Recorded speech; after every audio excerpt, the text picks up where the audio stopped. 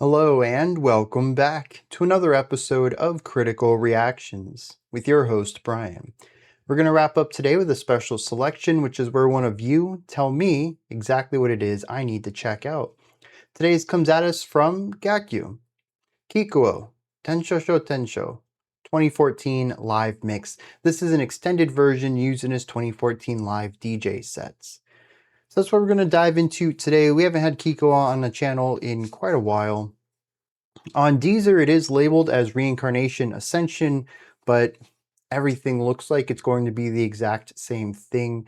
I'm kind of curious if that is a translation of the Japanese or if it is something totally different. We've seen that on a few other Japanese albums or tracks, where it's not a direct translation, but it is what they have chosen for the English title to be. Regardless, let's dive into this and see what Kikuo is up to today.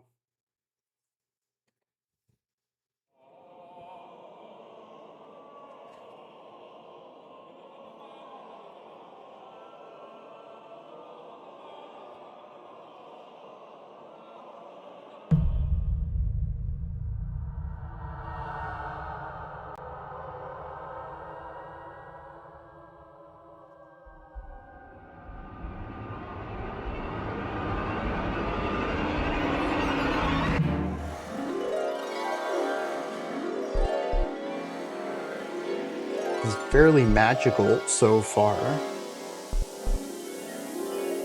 Even with the white noise sizzling away, feels like we've been transported somewhere we're unwelcome?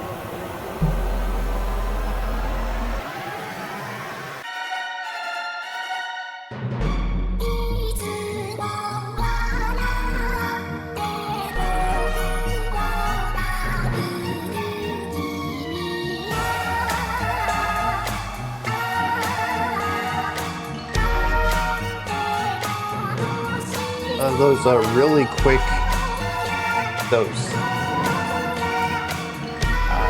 very imperialistic. Nice throwback to Gustav Holst's Mars part of the Planet Suite.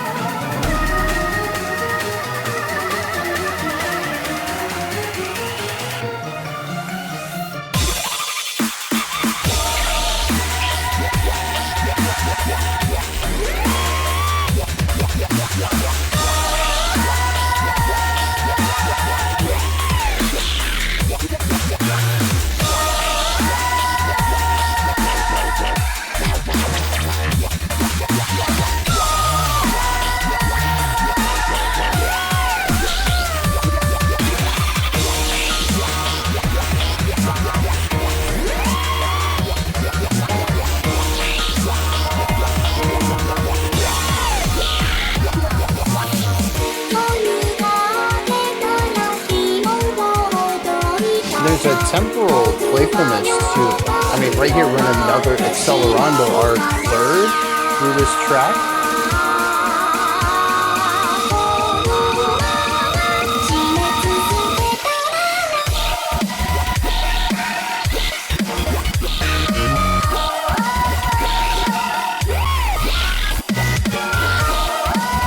It's also playful in its sonic palette. It is consistently shifting tones, timbres, textures.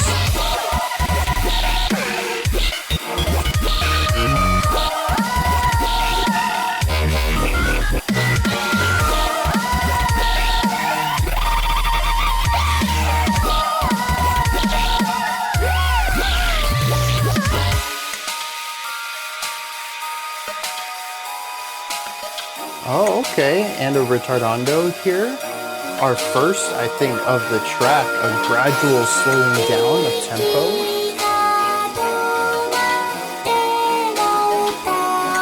Back to an Accelerando.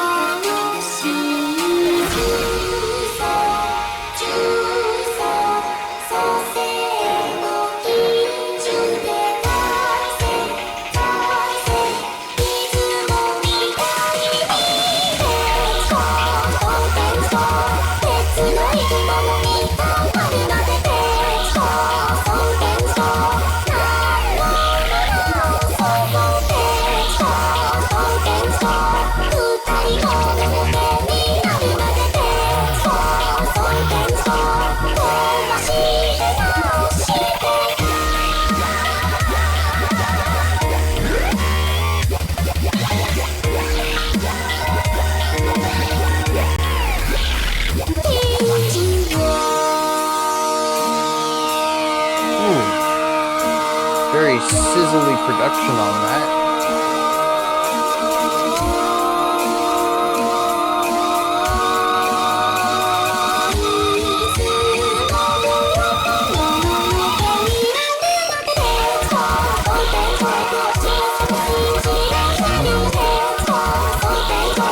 Very cool double and triple vocal parts.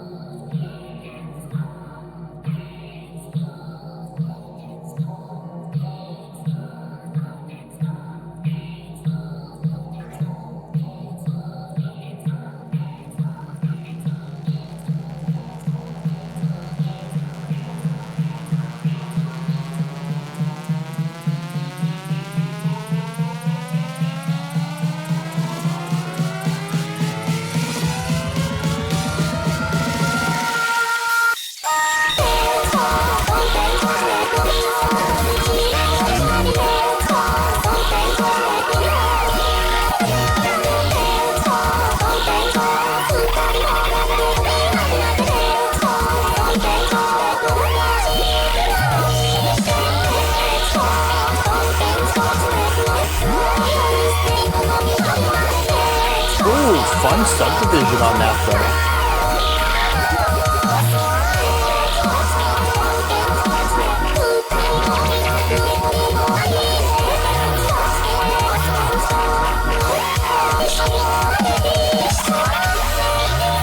Were the vocals being glitched into the wub? It sounded like the attacks were fairly vague at the beginning of syllables.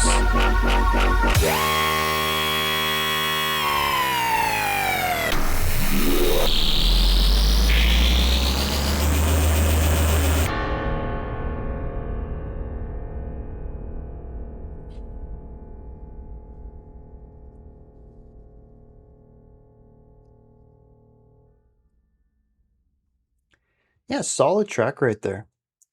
Very fun. Now, I'm certainly a bit in over my head here. Not necessarily because it's electronic music, but because it's US dubstep. And I do throw the US in there because if you listen to dubstep and you were across the pond, you may have found that this wasn't dubstep at all. US dubstep actually, I don't even know where the term came from because it's not dubstep. But I guess there's some misattribution. That's not the word. It's been misattributed and popularized by artists like Skrillex. So I'm going to be using the phrase dubstep here. Know that I'm talking about the US variants of this genre. What some people refer to as the WubWub electronic music. I don't know a lot of dubstep. I'm aware of the style. I have listened to a handful of tracks within this style. I am aware of its general proclivities towards, a lot of stuff. It's constantly in flux, always changing its mood, its tone, its sound, its timbre.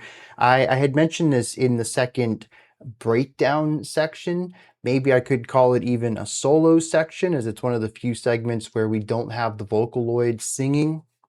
It primarily is just the instrumental, and I praise the wide palette that was being used. This is, from what I can tell, just an element of the genre. And I bring this up because I think that I don't have a lot to say about this track in particular. Most of my comments would sort of be levied at pretty much any dubstep that you would toss at me, or at least what I believe most dubstep of what someone could present to me. It's quite possible that there's a lot of variance to this genre. I have not been introduced to it. I'm very much in a state, much like at the beginning of this channel, if you had introduced me to a handful of black metal tracks, I kind of would have had an idea that black metal is just compressed and 16th notes and a lot of pedal tone and blast beats.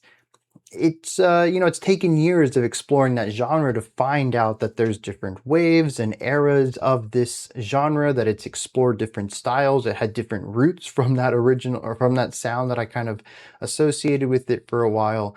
And it is quite progressive in its own rights. Black metal has just veered off into so many different branches of, honestly, some really cool stuff. I don't have that experience with dubstep though. And so this, to me, kind of just sounds like dubstep from pretty much any artist that I probably could have heard any dubstep from. If you had told me this was a Skrillex track, I probably would have believed you. Part of that, and probably most of it, is my lack of exposure to this genre as a whole. Also, I may lack the vocabulary to speak about this. There's certainly going to be some parts of it that I'm just completely unfamiliar with from a technical side, and that's also going to limit some of the conclusions I can draw from this and what I can talk about.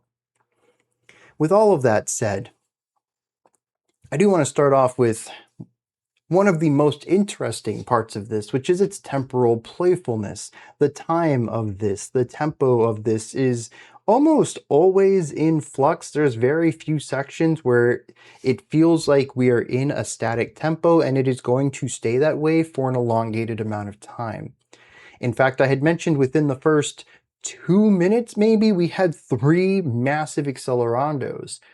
An accelerando is just a fancy music term for a tempo go up constantly. If the song just gradually gets faster, that's an accelerando. And these accelerandos lasted for multiple bars, several seconds at a time. And we had multiple of them. We started slow, built up, stayed here for a second, built up, stayed here for a second, built up. My hand's off the screen. I mean, this song just kept getting faster. And about that time when we had hit this peak, we rapidly descended into something incredibly slow. We didn't stay much time down here either. We started ramping things up again. But I would say that a majority of this 8-minute runtime is pitch shifting. Correction, tempo shifting. The song very rarely ever sits still, and I find that to be rather interesting. There's very few songs that would do this. We actually had an entire theme revolving around this concept a month or two ago that we titled, I don't remember what it was, Continuous Tempo Shifts or something like that. Anyways, it was this idea, songs that were built around retardandos, which is a slowing down of the tempo, or accelerandos, a speeding up, not just jumping from one speed to the next, but building into that new speed. And we explored some tracks that, yeah, very lengthy changes in tempo, rising for minutes at a time, or slowing down for several seconds at a time. Almost an entire song built around it. I think 2 or 3 of the tracks that week, it was all built around this concept of moving the tempo, this one gradual movement that usually was the peak of the track. We didn't have anything like this. This is just constantly in flux with these elongated tempo shifts. I can't think of much music, maybe even any, Certainly none off the top of my head. I wonder though, even if I looked through my library, looking at every track and every album that I have in my digital library, would I even be able to find a song that does what this one does?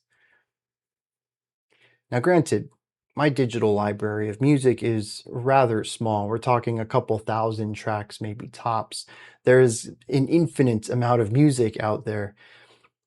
No way would I ever, extrapolate this and say that this is a rarity in the totality of music, but I certainly can't think of anything that I've come into contact that is like this. It makes it rather unique in my eyes.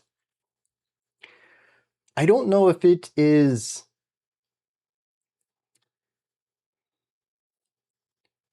What's the best way to word this?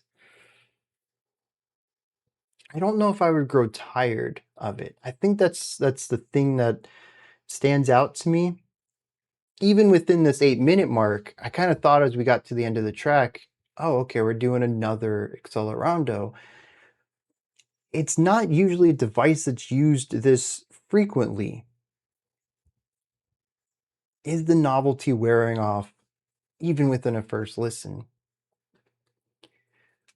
I don't know. That's not something I think I can interrogate and have an answer to after just hearing it once, but it is something that kind of sits at the back of my mind. If I listen to this again, is it going to have the same effect on me? I certainly found myself less engaged with the track over time, but part of that may be because it is dubstep.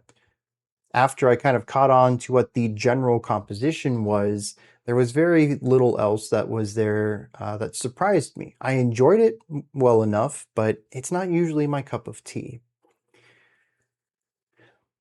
So there's a lot of a lot of factors that go into sort of my diminished attention towards it as the track ran on. But I do wonder about the novelty of the tempo changes.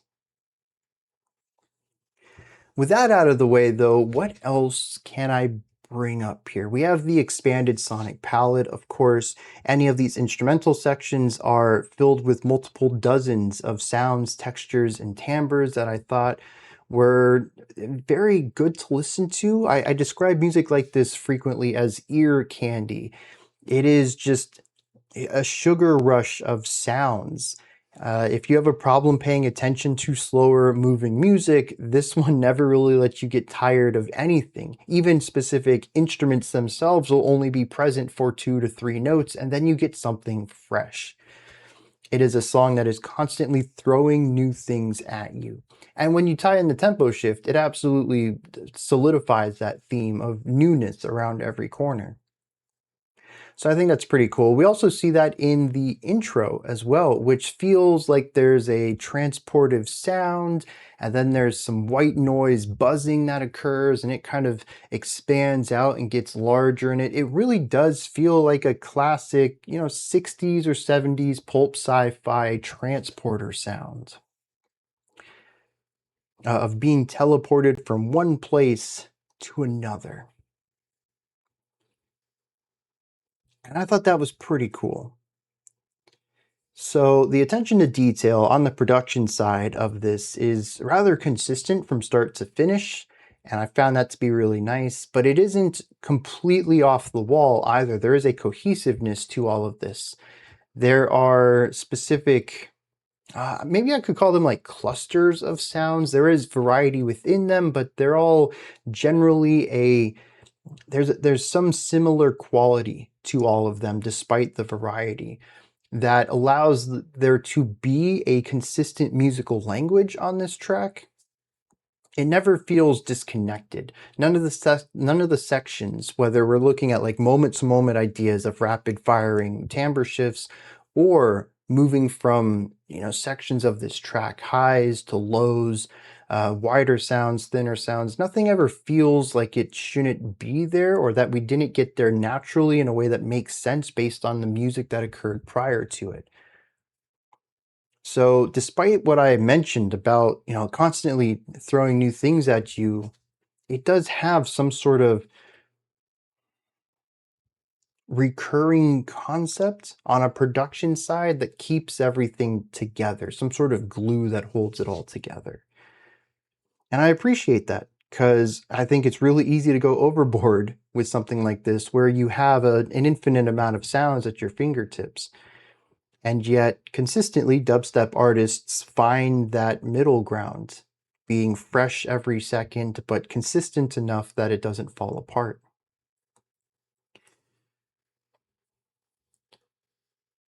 And I suppose the last thing is Hatsune Miku. This is a Vocaloid track. Hatsune Miku is the Vocaloid used on it. And it just dawned on me that these are not the terminology. This is not the way that this is usually spoken about. I've actually had this conversation a couple of times on Vocaloid tracks, particularly with the idea that many titles are song title featuring Vocaloid. This one I don't think has that. It's just called the title and then the 2017 mix. But I have seen tracks that are, track name featuring Hatsune Miku. And I've always found that interesting because to me, it's just a virtual instrument. It's one that happens to have voice-like sounds to it. But at the end of the day, it is software. You use it to make music. It's a VST like anything else. So I say that Hatsune Miku was used on this track. Most Vocaloid fans would say that she's featured on this track. Regardless, I don't see the point of it. And this kind of veers into a different realm too, because I feel like it's all about perspective. I have mentioned multiple times that where I find Vocaloid usage to really excel is in places where the human voice falters. Intense speed, intense technicality, faster than the ability to sing, faster than the ability to change pitches, faster than the ability to change tones or even syllables. Obviously, really nothing is out of reach for humanity. Every time we have set a bar of this is impossible for humans, but we got a robot to do it, humanity has passed that. Someone, at least, has pushed themselves to the limit to do something that was previously thought impossible. So given enough time and dedication, I don't think anything requires a Vocaloid, but there are certainly compositions that thrive with the artificiality of Vocaloid production. This one does not scream that to me. I don't find that the Vocaloid adds much to this track that a human vocalist wouldn't. There is a digitization to the vocals that I think texturally fits well with the dubstep sounds, but you can also digitize and put production effects on human vocals too. Now, from the other end of this perspective is just that some people prefer to use Vocaloids rather than human voices. Rather than recording someone, you just do it all digitally. Rather than having to modify someone's voice, you just have this program that does what you need it to do and what you want it to sound like. So it really is just two different perspectives on Vocaloids. I view them as an instrument, no different than a violin or an electric guitar or a sitar or whatever. Each one of them has a use and excels in specific areas. Sometimes people just use what is available to them. And if a Vocaloid is what's available to them, it's what they're most comfortable programming for and composing for, then that's just what they do. And Kikuo is certainly, not exclusively, if I'm not getting them mixed up with another artist, but they certainly are a Vocaloid producer, a Vocaloid composer.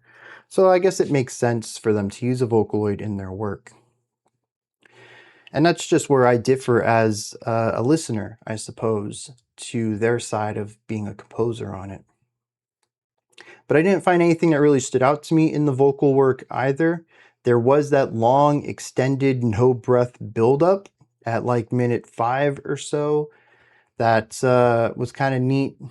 But generally, the vocals didn't stand out to me until the end when their syllabic attacks were kind of blending into the WubWub sound, and it felt like the vocals were merging into the instrumentation. That was a very cool production technique. I don't know. It was a wild sound though, and again, sort of like the heavy use of the continuous tempo changes, not something I think I've heard elsewhere. But when we look at the structure of this track, it's very much vocal verse and then some dubstep instrumental stuff, and then a vocal verse and then some dubstep instrumental stuff. And none of this really grabbed me. Anything beyond very surface level, well, this sounds pretty cool. This technique is pretty neat. This production is stellar, but I don't really feel anything from this track. It's not anything that technically impresses me. It's what a solid 6 out of 10 track right here.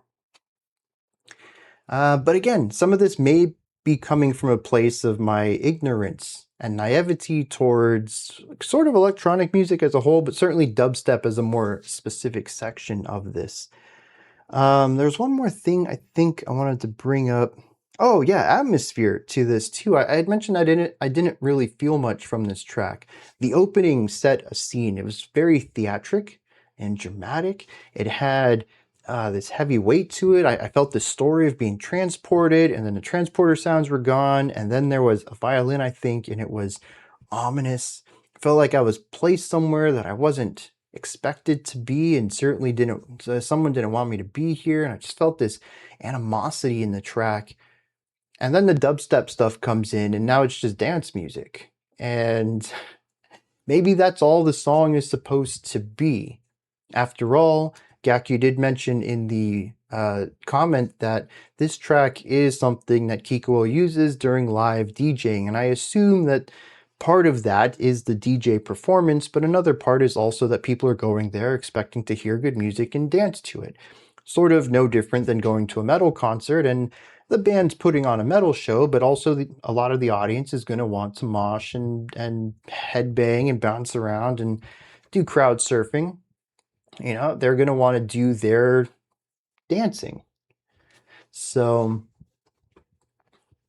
I suppose that the fact that this sort of just ends up, from my perspective, my limited perspective, as a dance track, it kind of makes sense given where this is used in the context it's typically played. I'm going to see if I can find some lyrics for this, and then we'll wrap this one up. Seems to be a trend with Kikuo that there's fairly monstrous lyrics, a bit darker than the music would imply. This one seems to be about somebody who is bullied. Says that they're always being laughed at and teased, but how it looks fun to be on the other side of that, and that tonight they'll get a secret revenge.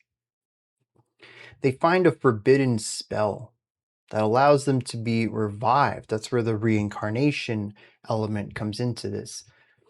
The chorus states, "Reincarnation, Ascension, I will change into a different creature." But then it says, "Double reincarnation, I will heal you again and again." So assuming that this person is plotting revenge against this person that they feel has slighted them, there is this constant battle between them as they presumably die, hence the reincarnation. Maybe it is a metaphorical death, maybe it's a physical death, but they get reborn as something else. A deeper hatred for this other person, maybe willing to do worse and worse to them the next time they come back. And that's why it says that we'll change into a different creature. Eventually that gets replaced with the idea that we will repeat this cycle until we become monsters. Two people destroying and healing until they become monsters. Yeah, that's a really sad story for two people to be so entangled in each other's negativity that they will spend not just one life, but many lifetimes existing simply to oppose the other. As usual, well, I'm not going to say as usual. There have been some Kikuo tracks where I've certainly picked up on themes in the music, and then we read the lyrics, and I'm like, yeah, okay, that kind of ties in there. But at least in this case, this idea of two people continuously reinventing themselves to be better at humiliating or hurting the other person, that cycle doesn't really show up too much in the song. I will say the song is cyclical, but it is fun and dancey for the most part. The intro certainly poses a different idea, though this doesn't really feel transportive, but they could have been creating a sound to evoke the imagery of reincarnation, to be born again magically. And we do have the sections where we slow the track down. This could be their version of showcasing death. The body dwindling to a stop, being cold and lifeless for a moment before being resurrected. And maybe that's the point of the constant rising and falling energy in the tempo, is to create this feeling of elation, normality, and death. The cycle of life and death in general. But the atmosphere of this track is anything but this sad tale here of aggression and anger. However, these are just my thoughts on Kikuo's Reincarnation Ascension. What did you think of this? Is there anything that stood out to you? Anything that you would like to add on to what I said or correct me on? Do you have your own take, perspective, or opinion on this track? Let me know. Put all of that and anything else you'd like to add into the comment section below. Above that, in the description box, is a link to Linktree. It takes you here. You can find links to my music, ways to support the channel, a link to the Discord server, and so much more. Above that, if you could, like, subscribe, and ring the bell. I greatly appreciate all three of those. I'll be back tomorrow, 5 p.m. Eastern Standard Time, 9 p.m. UTC as usual. Until next time, remember to be critical, not cynical, of the music you listen to, and have a fantastic morning, afternoon, or evening, whenever you choose to watch my videos.